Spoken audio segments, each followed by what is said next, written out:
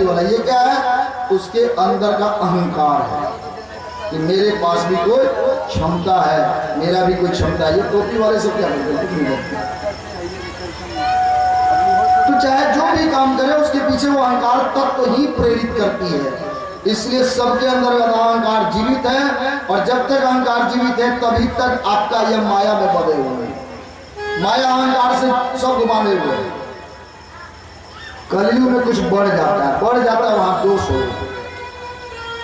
संत कहते हैं कि उस अहंकार को बढ़ने मत दो, सामान्य में रखो। जिस प्रकार भोजन में नमक का आवश्यकता है, नमक के बिना सब्जी का कोई स्वाद नहीं है, लेकिन नमक यदि ज्यादा हो गया तो खा पाएंगे, ये खराब है। अहंकार के बिना जीना मुश्किल नहीं जी सकते, लेकिन बढ़ने मत दो। उसका एक सीमा है, उसी में रहो ना। जब बढ़ेगा तो समझो कल तुम्हारे ऊपर कुछ ज्यादा ही मेहरबान हो गया, और वो झगड़ा, कलह, लड़ाई नाश तक ले जाएगा आपका। इसलिए हमेशा ध्यान रखना मेरे श्रोताओं, जब अहंकार बढ़ने लगे, भूख प्यास सताने लगे, गर्भ में आने लगे कि एको हम द्वितीयो नास्ति, तो समझिए ना भूतो ना भविष्य। रावण का कहा हुआ, मेरा नहीं, रावण ने कहा था एको हम द्वितीयो नास्ति न भूतो न भविष्यति। तो रावण तो नहीं रहा। तो समझे यदि आपके अंदर भी आ रहा है कि जो हूं सो मैं ही हूं, मैं ही हूं जो ये सारा दुनिया चला रहा हूं।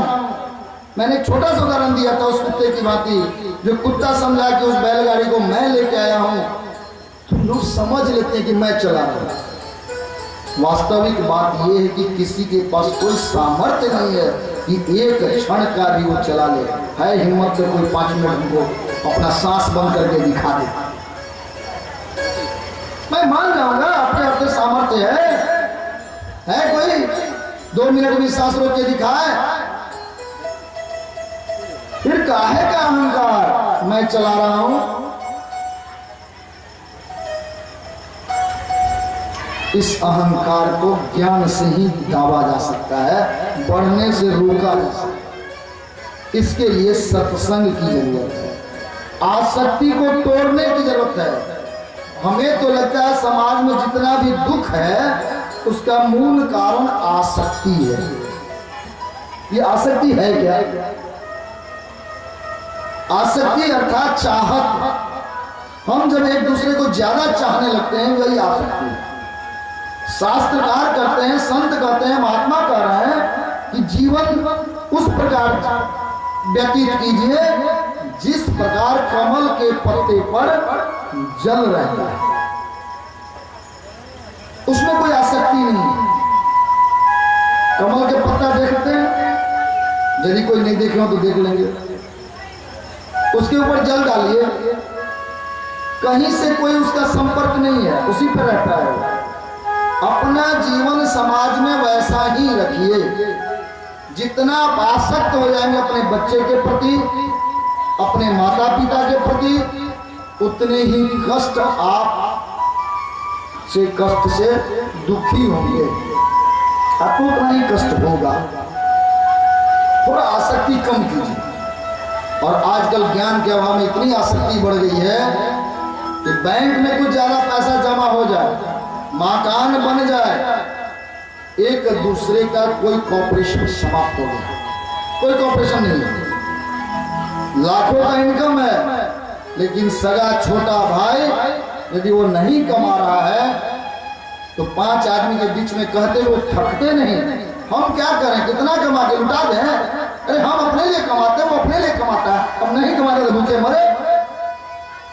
ये आसक्ति है उस पैसे की, जिसमें अपने सगे भाई को भी आप भरपेट भोजन नहीं करा पाते। यह जीवन किस काम का, वो लाख रुपए आपका किस काम का, वो बैंक में जमा होगा। धन की 3 गतियां कही गई,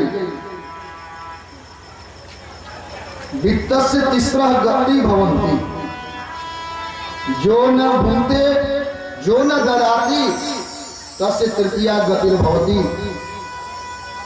या तो आप दान कर दें, पहला गति धन का दान है, क्योंकि आप 1 रुपए दान करते हैं, परोपकार करते हैं, वो 1000 के बराबर आपका जमा होता है। बैंक में तो 2-4 10% 20% इंटरेस्ट देता है, लेकिन दान किया हुआ पैसा आपका कई गुना रेकरिंग होकर मिलता है। नहीं विश्वास हो तो जो कोई करने वाले हैं दान, उनसे पूछिए। तो विश्वास करने का यही तो तरीका है ना, या तो आप कीजिए और नहीं तो जो कर रहे हैं उससे जानकारी लीजिए कि क्या जी तुम जो 10,000 खर्च करते हो, इसका रिटर्न में तुमको 10,000 कम हो गया, भूखे मरे क्या करें, उसके घर का खर्चा कम हुआ।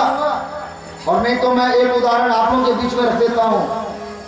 जब भी आप कोई यज्ञ किए हों, चाहे वो आवश्यक यज्ञ माता पिता का ही संस्कार का यज्ञ किए हों, बेटा का उपनयन संस्कार किए हों, बेटी की शादी किए हों, कर्जा लेके भले लोग करते हैं, वो कर्जा कभी किसी का रहा है? नहीं रहता, क्योंकि उसमें 10 आदमी का भोजन कराने का दान है, भोजन दान है। दानों में दान सबसे बढ़िया भोजन का है। देखिए कहा गया शास्त्र में कि दान कीजिए, लेकिन जो आप दान कर रहे हैं यदि गलत कार्य में उसका उपयोग हो रहा है तो उसके भागीदार आप हैं। किसी को 500 रुपये आप दे दिए, वह 500 रुपए से अस्त्र खरीदा, शस्त्र खरीदा और वह जाकर किसी व्यक्ति को मार दिया, उस हत्या के आप भागी हैं। वह हत्या का दोष आपको लगेगा, क्योंकि आपके द्वारा दिए गए पैसे से खरीदा गया वो अस्त्र शस्त्र, आप भी उसके सहयोगी हो। संविधान में कुछ ऐसा ही कहता है। तो आपके द्वारा भले दान किया गया, आप जानने बिल्कुल नहीं जानते हैं, कोई भीख मांगते हुए आया या किसी तरह मजबूरी बताया, अपने पैसा दे दिया, चलो दे दिया, लेकिन उससे जो रिजल्ट आया उसके आप भागी हैं। तो ऐसा दान सुपात्र को दे, कुपात्र को नहीं दे। मंदिर में दें जहां पर लगे कि पैसा मंदिर में खर्च हो रहा है। ऐसे जग में दें जो 10 दिन तक आपको चिल्ला के ज्ञान की बात बता रहे, प्रत्यक्ष है ये प्रत्यक्ष आपका पैसा का उपयोग होगा। ऐसे दान मत करें जो आपको ज्ञान नहीं है, आगे क्या होगा, अच्छा हुआ तो फल मिलेगा, बुरा हुआ तो कुफल मिलेगा। इस तरह से मैं भोजन की दान को सर्वोत्तम दान मानता हूं। उसके 2-3 कारण में गिना देता हूं। भोजन दान, एक तो ये भोजन दान में है, इसका दुरुपयोग होने की कोई संभावना नहीं है। प्रत्यक्ष जिसको मैं भोजन करा रहा हूं वो भोजन का क्या दुरुपयोग करेगा पेट में के बाद। और हर व्यक्ति के अंतर्गत जो अग्नि है, कौन सी अग्नि है पेट में? जठराग्नि, मैंने बताया था। जठराग्नि हर व्यक्ति के अंतर्गत है। तो जठराग्नि में जो आप दे रहे हैं वो आहुति है, मुख के द्वारा जो गया वही वो आहुति है, और वह आहुति उस जठराग्नि में देने पर प्रत्यक्ष यज्ञ का फल मिलता है। जिस प्रकार से अग्नि कुंड में आहुति देते हैं तो देव यज्ञ होता है, उसी प्रकार से किसी व्यक्ति को भोजन कराने से पितृ यज्ञ होता है। वो सीधा साक्षात आपको जठराग्नि में जा रहा है आहुति, कौर बाई कौर, एक एक कौर।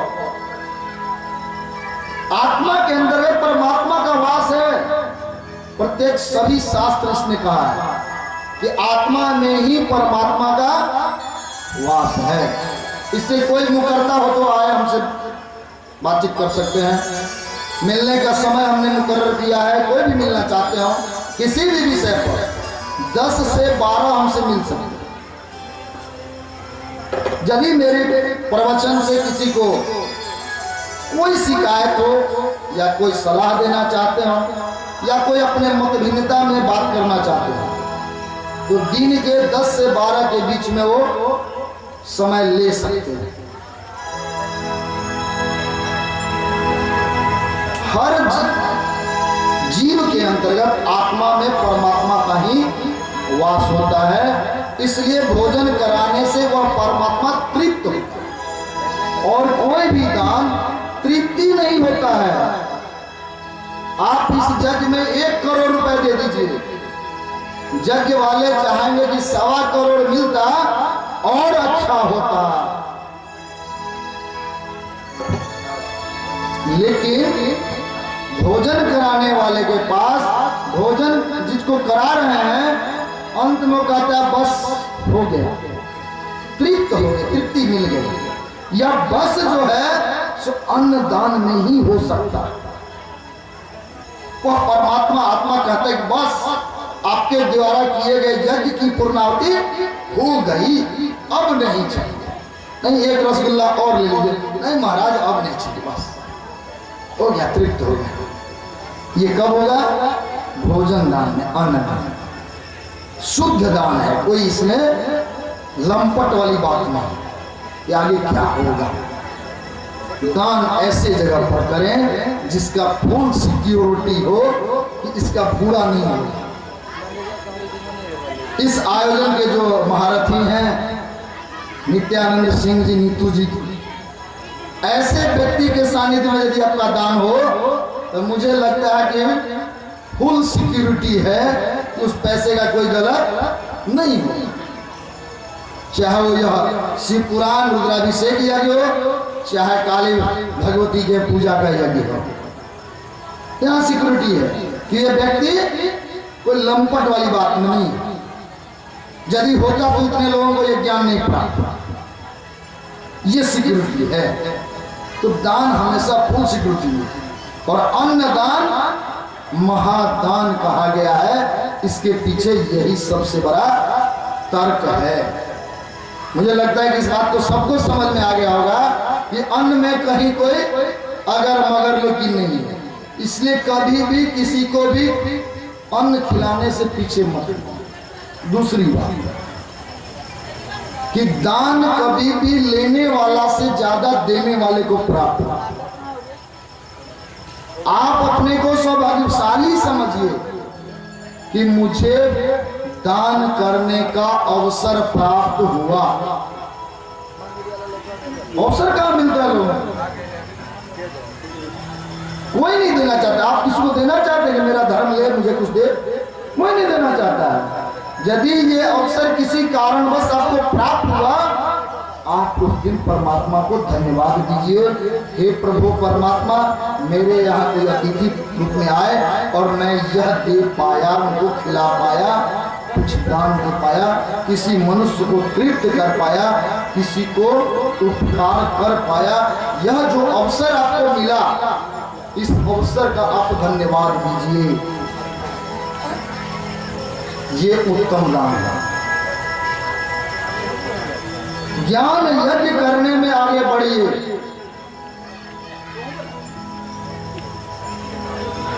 आज जो लोग सुन रहे हैं इस ज्ञान यज्ञ को, कल आपके द्वारा कहे गए लोगों से ज्यादा लोगों को आप अपने में सम्मिलित कीजिए।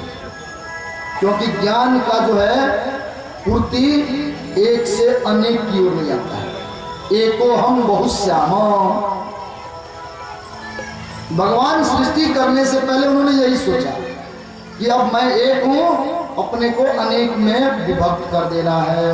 इसलिए हम सभी उस परमात्मा के अंशीभूत हैं। कहे परमपिता परमेश्वर की जय। सब में परमात्मा का वास है, सब में शिव तत्व है। दूसरा दान है भोग। ये था उत्तम। धन की 3 गति। पहला दान, दूसरा है भोग। यदि धन है आपके पास, दान नहीं कर सके तो भोग कर लीजिए, उससे आनंद लीजिए। और यदि नहीं कर पाए दोनों काम, ना दान कर सके ना भोग कर सके, तो तीसरी गति तो अपने आप हो ही नहीं जाएगी। उसका नाम है नाश। धन धन की तीन गति है, दानम भोगया नाश। और नाश आपसे कुछ नहीं होगा। दो में आपका अधिकार चलेगा कि मैं किसी को भोजन करा सकता हूँ, दान कर सकता हूँ, किसी का कल्याण कर सकता हूँ, किसी की लड़की का शादी करवा सकता हूँ, किसी को पढ़ने का पैसा दे सकता हूँ, किसी को पैर पे खड़े करने में सहायता दे सकता हूँ, किसी अनाथ को नाथ बन सकता हूँ। ये आपके हाथ में है, भोग आपके हाथ में है। लेकिन भगवान जिसको देते हैं उसका भोग कम कर। कोई सोना का चावल का तो भोजन करेगा नहीं, है ना? करना तो वही चावल है। और जब कुछ ज्यादा हो जाता तो डॉक्टर पहले लिस्ट कमा देते हैं, चीनी खाना बंद, दूध पीना बंद, मलाई खाना बंद, घी खाना बंद, सबका लिस्ट आ जाएगा। अब खाना क्या है?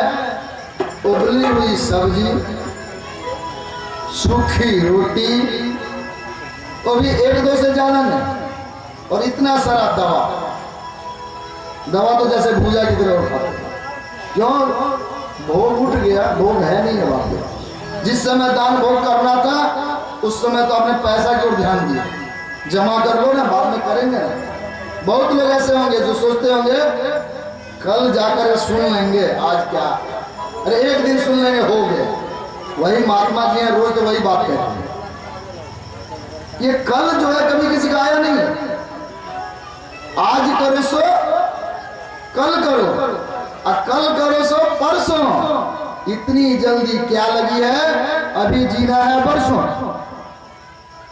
यही सोचते रहते हैं लोग, उनका कभी कल नहीं आता, और वो बरसों पता नहीं किस दिन समाप्त हो जाता है। कबीर दास ने कहा कल करो सो आज करो, और जो आज करना है सो अब करो। कल नहीं होता है कभी, इसलिए जो करना है कर लो। दान करना है कर लो, ज्ञान का यज्ञ करना है वो कर लो। कल किसने देखा? किसी ने नहीं देखा, हमने तो बिल्कुल नहीं देखा। कल क्या होगा मुझे नहीं मालूम, यह कथा कब तक चलेगी ये भी मुझे नहीं मालूम। इसलिए कथा का जो अंत समय हम लोग देते हैं, हरी इच्छा तक, जब तक उनकी इच्छा होगी तब तक शुरू करने का प्रयास करता हूँ। संपन्न करना है मेरे बस में नहीं है। पता नहीं थोड़े देर में अंदर तूफान आए, सब ऊपर चला जाए, हम कहीं फेंका जाए, क्या मैं कह पाऊंगा कि मैं थोड़ी देर में संपन्न करूंगा? मेरे हाथ में नहीं है। तो जब इतनी व्यवस्था में आदमी जीता है, फिर अहंकार क्यों? जिनको भी जो करना है कर लें, पता नहीं आगे क्या होगा। ज्ञान यज्ञ कर लें, धन कर लें, दान कर लें, पुण्य कर लें। जब करने का उपयुक्त समय आया है तो कहते हैं कि सब काम छोड़ के कर लें। शंकर जी की भी कथा में हमेशा कल को टाला गया है। जी नहीं होगी, कल होगा, क्योंकि जब तारकासुर मारा गया, उनके 3 पुत्र थे, तारकाक्ष, कमलाक्ष और विघ्नमाली। अब जब ये तीनों पिता के मरने के बाद ये भी कोई कमजोर नहीं थे, ये लोगों ने क्या किया? खूब तपस्या किया। देखिए पिता तो मरा गया, अब मेरा कौन है? तो उन्होंने तपस्या किया, बहुत वर्षों तक तपस्या करते करते करते समस्त लोग जो है वो तप्त होने लगा। ब्रह्मा जी आए, बोलो बच्चा क्या चाहिए?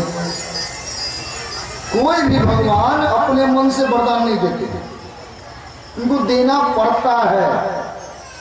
इसको उर्दू में एक लफ्ज है, खुदी को कर बुलंद इतना, खुदा बंदे से पूछे तेरी रजा क्या। ये तपस्या क्या है? सिर्फ राम नाम का जप करना, बैठ के आंख बंद करना, यही तपस्या है, सोवत नहीं है। इसको दूसरे दृष्टि से भी देखा जा सकता है। अध्यात्म की दृष्टि है, लेकिन इसको दूसरे दृष्टि से देखिए। तपस्या का मतलब होता है कार्य करना, यज्ञ का मतलब होता है कार्य को संपन्न करना। संकल्प वही कामा, जिस काम जिस कर्म कांड के लिए जिस इच्छा के लिए आप कार्य शुरू कर रहे हो वही संकल्प है। भगवान शिव अर्थात कल्याण के तत्व को प्राप्त करने के लिए ये सारे जितने राक्षस अपने बल पर लड़ के लिए अपने तपस्या से लिए, तपस्या का मतलब ये है अपने कार्य के द्वारा लिए, और जो कार्य के द्वारा लेते हैं वही सफल होते हैं, वे ही आगे बढ़ते हैं। भाग्यवादी मनुष्य सिर्फ बैठा रह जाता है और जो कर्मवादी है वो आगे बढ़ता चला जाता है। सोचा हुआ काम नहीं आता है, किया हुआ काम आता है नहीं। एक बार जरूर मैं दोहरा देता हूं प्रत्येक दिन, सोचा हुआ कोई कार्य नहीं होता है। सोचने वाले बहुत लोग हैं, सिर्फ सोचते हैं। चलो महात्मा जी से अगले बार मैं भी कथा सुनूंगा, या इससे पहले बहुत सोचे होंगे कि कथा करवाना, भागवत करवाना है, देवी भागवत करवाना है, लेकिन नहीं हो पाए। लेकिन जो करने वाले हैं वो करवा लीजिए। तीसरा साल है, चौथा साल आता है, तीसरा साल, ये 3 साल से कथा करवा रहे हैं। करवाने वाले पीछे नहीं हटते, और इनका जो संकल्प है 100-200 वर्ष से ऊपर का। तो जो करने वाले हैं वो आगे बढ़ते हैं, कर लेते हैं। सोचने वाले कई लोग सोचते रहते हैं, और जब सोचते सोचते कुछ नहीं होता, करने वाले का पैर खींचना शुरू करते हैं। सोचने से कुछ हुआ नहीं, तब सोचते सोचते ही आसान लगता है कि ये करने वाला आगे बढ़ गया, कर रहा है, अब इसका जस प्रतिष्ठा फैल गया, तब पैर खींचना शुरू किए। कैसे ही आगे बढ़ेगा जी? वैसी परिस्थिति बड़ी विषम परिस्थिति होती है। तो श्रोताओं, खुद करने के लिए आगे बढ़ो, खुद ही को करे बुलंद इतना, खुदा बंदे से पूछे तेरी रजा क्या है। अपने आप को ऐसा मजबूत करो कि भगवान आकर के पूछे कि बोलो बस क्या चाहिए।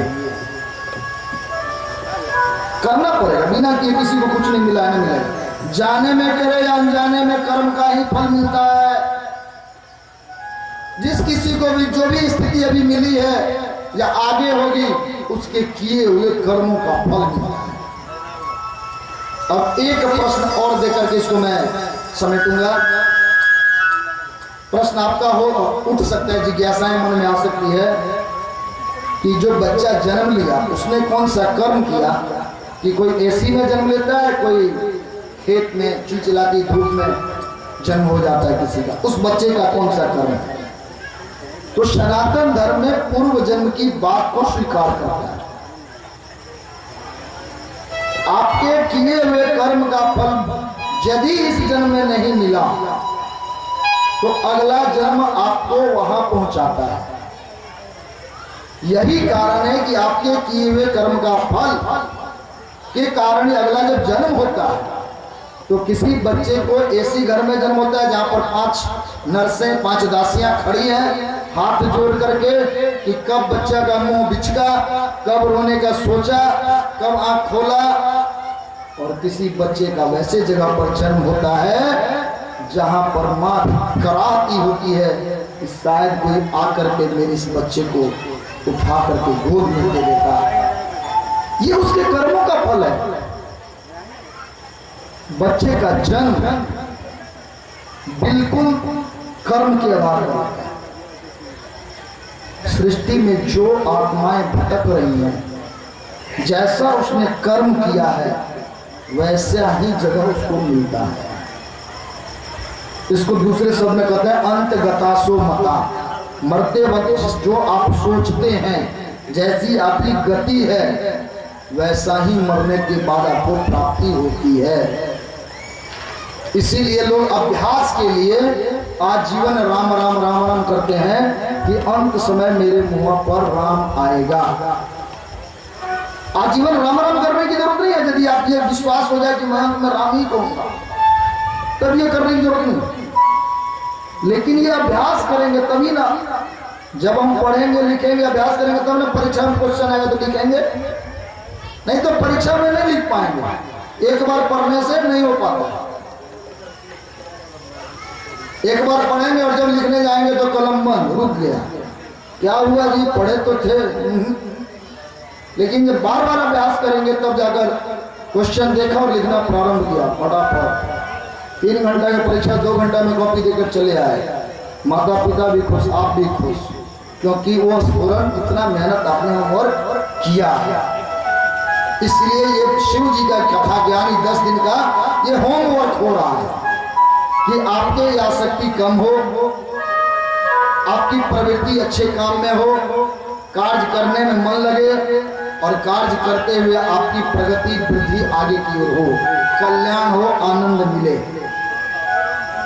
वह जो 3 उनके पुत्र थे तारकासुर के, तीनों बड़े अद्भुत तपस्या की। ब्रह्मा जी प्रसन्न हुए, ब्रह्मा जी आए, बोलो वत्स क्या चाहिए। जिस तारकासुर को मारने के लिए पार्वती के साथ शंकर जी की शादी कराई गई, कार्तिकेय को लाया गया, स्वयं ब्रह्मा विष्णु थक गए थे, वही ब्रह्मा आज फिर उसके तपस्या से हार कर, कहते हैं कभी कभी शिक्षक नहीं चाहते हुए नंबर देना पड़ता है। मैं भी अपने कॉलेज में व्याख्याता हूँ, प्रोफेसर हूँ। कभी कभी कॉपी देखने के क्रम में मुझे लगता है कि इस लड़का को देना मजबूरी है, क्यों नहीं दूंगा, क्योंकि उसके ऐसी क्वेश्चन में प्रश्न उत्तर रहता है कि देना मजबूरी है। नहीं चाहते भी उसको 100 में 100 देना पड़ता, नहीं काट सकते नंबर। और राजेंद्र प्रसाद, डॉक्टर राजेंद्र प्रसाद प्रथम प्रधानमंत्री के बारे में तो आपको मालूम ही है, एग्जामी बेटर देन एग्जामिनर, उनको 5 नंबर ज्यादा दिया और जांच करने वाले ने लिखा हमसे अच्छा है ये विद्यार्थी। ये उतनी क्षमता थी। अपने आप को ऐसा बनाइए कि स्वयं भगवान आकर पूछें बताइए तुम्हारी मनसा क्या है। तीनों से पूछे ब्रह्मा जी, तो उन्होंने कहा कि महाराज हम पर प्रसन्न है आप, तो ऐसा प्रदान दीजिए कि मैं किसी से मारा नहीं जाऊं, मैं मरू नहीं, अजय हो जाऊं, मुझे कोई मार नहीं सकता। ब्रह्मा जी ने कहा कि देखो पुत्रों, इस पृथ्वी पर जो आया है, जिसका जन्म हुआ तो मरेगा ही। इसको छोड़ के कोई ऐसा चीज मांग लो जिससे तुम्हारे मन की भी बात रह जाए और मैं भी दे सकूं, क्योंकि ये वरदान मेरे बस में नहीं है। हम तो सिर्फ रचना करने की करते हैं, सृष्टि करते हैं। मरने वाला तो रुद्र है, संहार करते हैं, और वो किसी को छोड़ते नहीं।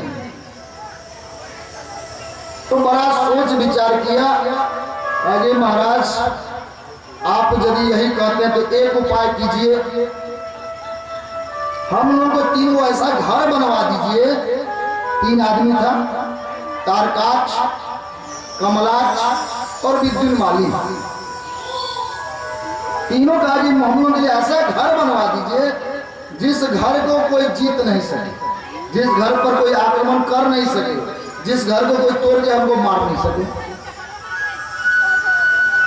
और शर्त रखा कि मरे मने तीनों यदि ध्वस्त भी हो तो कब हो, जब तीनों एक सीध में पहुंच जाए, एक पृथ्वी लोक, एक आकाश लोक और एक स्वर्ग लोक।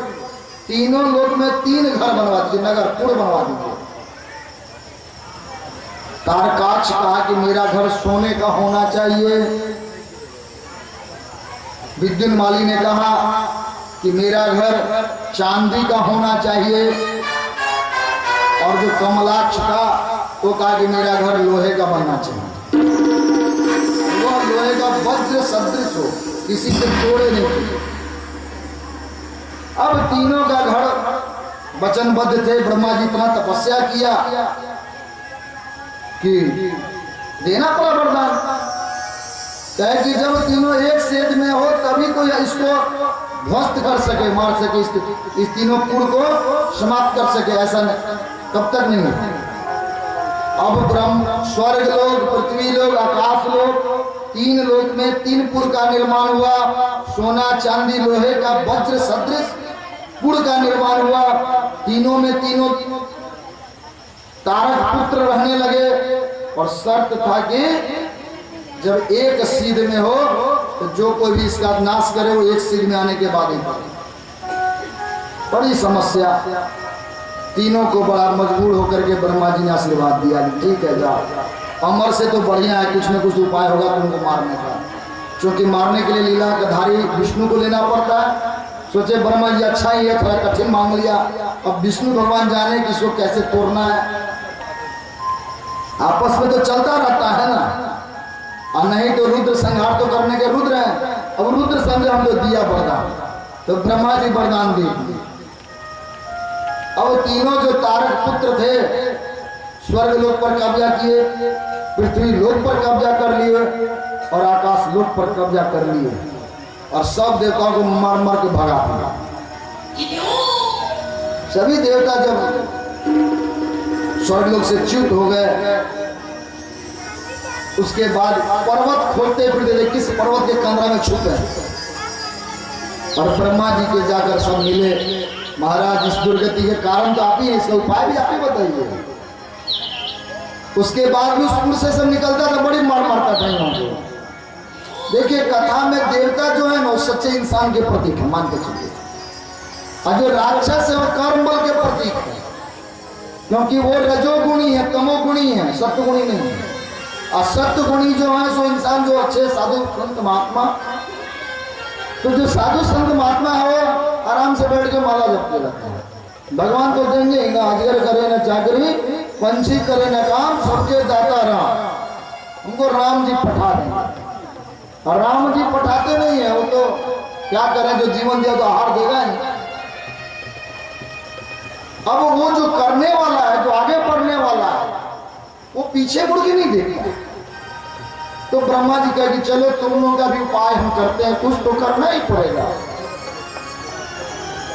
तो विष्णु लोक लेके गए कि ऐसी ऐसी कंडीशन है, तीनों पुर में रहता है और जिस पुर को नाश करना संभव नहीं है, तो कुछ कीजिए। विष्णु भगवान को लेके गए, विष्णु लोग वैकुंठ में है। विष्णु भगवान कहे कि अब तो आप ब्रह्मा जब वरदान देते हैं तो पूछते नहीं हमसे, आप जब समस्या है तो फिर आगे आगे बढ़ के चले आए, छोड़ दीजिए जो होगा देखा जाएगा, मरे सब। तो जो भी वरुण अग्नि देवता लोग हैं सब हाथ जोड़े हुए हैं, भगवान विष्णु का स्मरण कर रहे हैं, हे प्रभु तुम तो मुझे बचाओ। प्रभु प्रसन्न होते हैं, कहते हैं इसका उपाय चलिए शिव जी से पूछते हैं।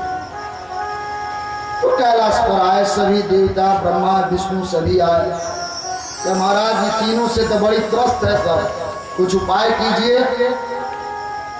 शंकर जी कह के देखो तीनों राजा है ना, हम तो कोई राजा नहीं है, राजा से लड़ने के लिए राजा बनना पड़ेगा, और राजा तो तुम हो, विष्णु जी है, तुम ही ना राजा हो, पालन करते तुम क्या हो।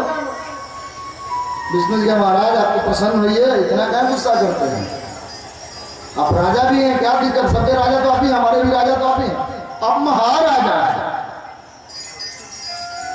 अब महाराजा शंकर जी महाराज को सभी ब्रह्मा विष्णु महेश स्तुति कर रहे हैं।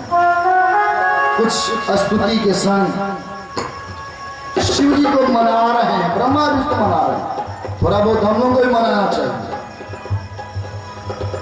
तो ब्रह्मा और विष्णु सब शिव जी को करे, हे ब्रह्म परमेश्वर प्रसन्न हो, हे भोला बाबा प्रसन्न हो और इस कष्ट से मुझे मुक्ति दिला।